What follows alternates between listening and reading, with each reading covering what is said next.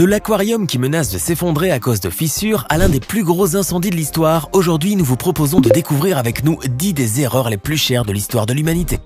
N'hésitez pas à liker la vidéo si elle vous plaît et si vous êtes nouveau sur la chaîne, n'oubliez pas de vous abonner et d'activer la notification pour ne rater aucune de nos prochaines vidéos. On commence.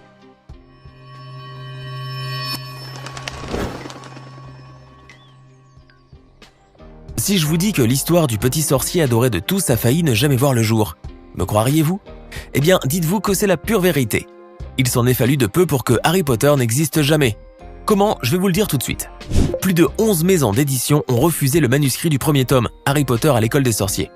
À chaque fois, on renvoyait à la romancière britannique J.K. Rowling le même argument « c'est bien trop long pour un livre pour enfants ». Eh oui, même le petit sorcier n'a pas forcément convaincu son monde alors que sa créatrice l'a présenté aux maisons d'édition. 12 refus plus tard, et voilà Harry Potter à l'école des sorciers publié chez Bloomsbury Publishing. Le début du jackpot. 400 millions d'exemplaires de la saga vont s'écouler et propulser Harry Potter sur le podium des livres les plus vendus de tous les temps. L'écrivaine n'a pas baissé les bras et a réussi à publier son manuscrit qui a eu le succès que nous lui connaissons aujourd'hui. Sincèrement, imagineriez-vous un monde sans Harry Potter? Alexandre II, l'empereur de Russie, est resté célèbre dans l'histoire pour ses réformes, notamment l'abolition du servage. Mais malgré les grandes réformes libérales mises en place sous son règne, il a fait une terrible erreur que nous allons vous raconter maintenant. Imaginez-vous, Alexandre II a vendu l'Alaska aux États-Unis en 1867 pour seulement 7,2 millions de dollars. Pendant plusieurs années, les Américains ont cru avoir fait une mauvaise affaire, mais à peine 50 ans plus tard, ils avaient récupéré 100 fois la somme de départ. L'affaire du siècle pour les Américains qui ont récupéré une terre riche en ressources naturelles comme le pétrole et l'or. Tout juste intronisé tsar de Russie, Alexandre II décide de se séparer de ce territoire connu pour être pauvre en ressources naturelles, peu peuplé et difficile à protéger. D'ailleurs, selon la logique de la géographie, l'Alaska devrait revenir au Canada qui était une colonie britannique et bien plus proche des terres que ses voisins américains. Mais le gouvernement américain, qui ne souhaitait pas voir les Anglais régner sur ce territoire, en a décidé autrement en ouvrant les bras à la proposition russe. Les économistes estiment que les réserves de pétrole et le gaz de l'Alaska valent à elles seules la coquette somme de 200 milliards de dollars. Les Russes doivent s'en mordre les doigts aujourd'hui. Cette vidéo vous plaît? Nous avons piqué votre curiosité, alors restez avec nous pour d'autres histoires tout aussi passionnantes. Regardez maintenant la grosse griffe que vous voyez là. Utilisée juste après la catastrophe, une griffe de pelleteuse a été abandonnée dans la zone d'exclusion de Tchernobyl. Cette griffe serait si radioactive que le moindre contact pourrait être mortel. L'engin a été laissé sur place après avoir été utilisé dans le cadre des opérations de nettoyage nucléaire qui ont suivi la catastrophe de la centrale en 1986. Il y a beaucoup de choses dans la zone aujourd'hui avec lesquelles un contact prolongé peut vous tuer. Mais cette griffe est certainement la plus dangereuse de toutes. Une exposition immédiate aux radiations ne vous tue pas sur place, loin de là. Mais passer un peu de temps dans cet endroit et être en contact avec cette fameuse griffe vous expose à une dose de rayonnement très important. De fortes particules radioactives se coinceront dans les cheveux et les vêtements, ce qui donnera une exposition beaucoup plus longue et donc plus dangereuse. Aujourd'hui, la ville de Pripyat a un rayonnement relativement faible, mais certains endroits restent assez radioactifs et dangereux. Un conseil d'amis, ne vous en approchez surtout pas. Si vous êtes déjà allé à Dubaï, vous n'avez pas pu rater le joyau de la ville. Le Dubai Mall est l'un des plus grands centres commerciaux du monde et un symbole de la grandeur de Dubaï aux Émirats Arabes Unis. Ouvert en 2008, il a partiellement été évacué en février 2010 après que l'aquarium contenant des milliers de poissons et d'animaux marins ait commencé à fuir, selon la police et des témoins. Les responsables de l'aquarium ont qualifié cela de problème mineur, cependant le centre commercial a été évacué par précaution.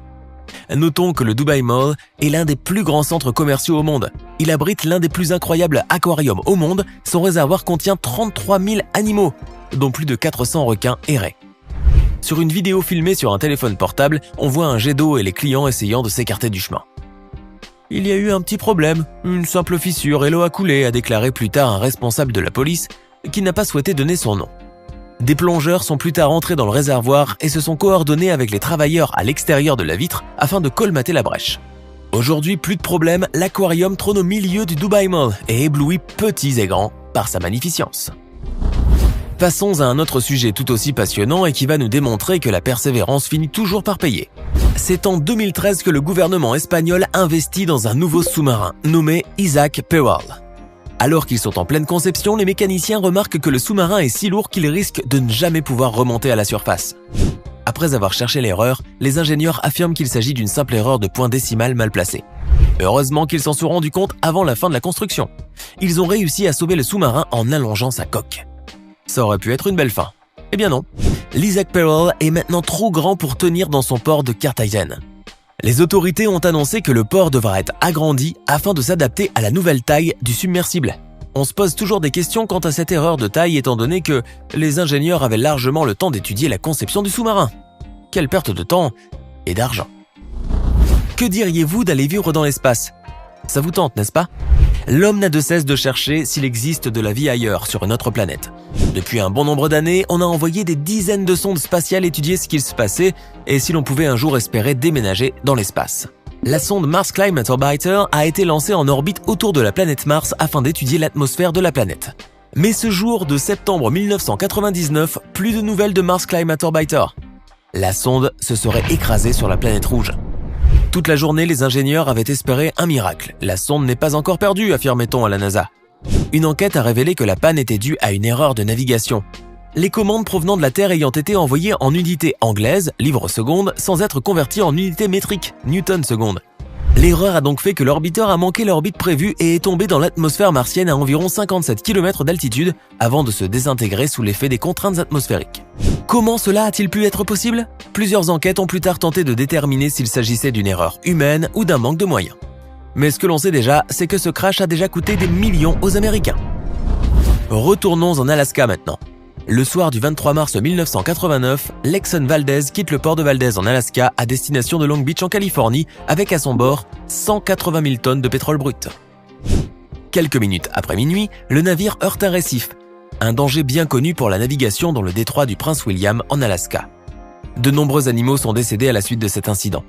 La marée noire de l'Exxon Valdez a recouvert plus de 2000 km de côte et tué des centaines de milliers d'oiseaux de mer, de loutres, de phoques et de baleines.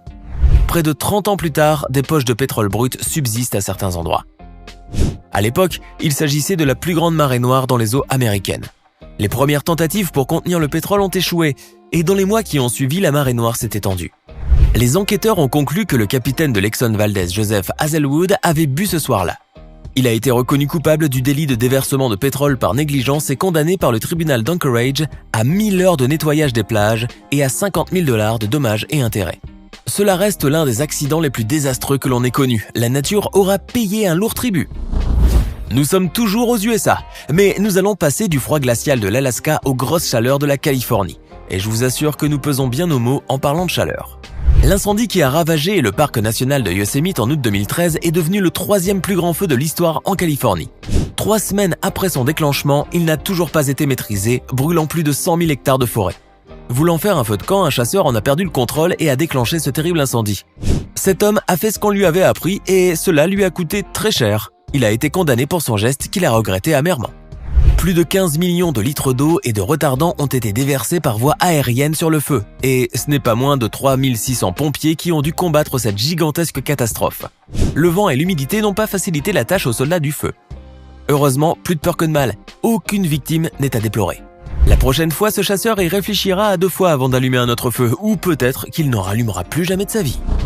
Le Japon est un pays sujet aux tremblements de terre, mais ce pays rempli de nouvelles technologies et si innovateur a-t-il vraiment les moyens de faire face à ce genre de catastrophe? En 1995, la ville de Kobe a connu un puissant séisme d'une magnitude de 7,2 sur l'échelle de Richter. La ville n'était pas préparée à ce genre d'événement, mais qui le pourrait, me diriez-vous? Dans le cas de Kobe, le séisme s'est produit directement en dessous de la ville, et cela a engendré des destructions d'habitations et des incendies.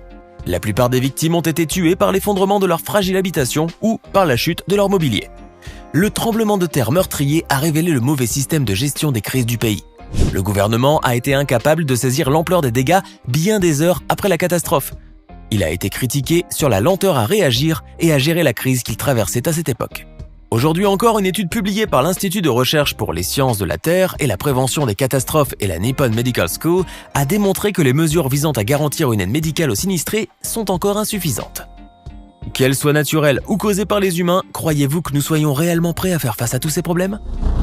C'était les erreurs les plus chères de l'histoire. Laquelle de ces erreurs vous a le plus surpris? Dites-le nous dans les commentaires. Et si cette vidéo vous a plu, n'oubliez pas de mettre un pouce bleu, de vous abonner à la chaîne et d'activer la cloche pour recevoir toutes les notifications et ne rien manquer de nos prochains contenus. À demain, même heure, même chaîne, pour une toute nouvelle vidéo.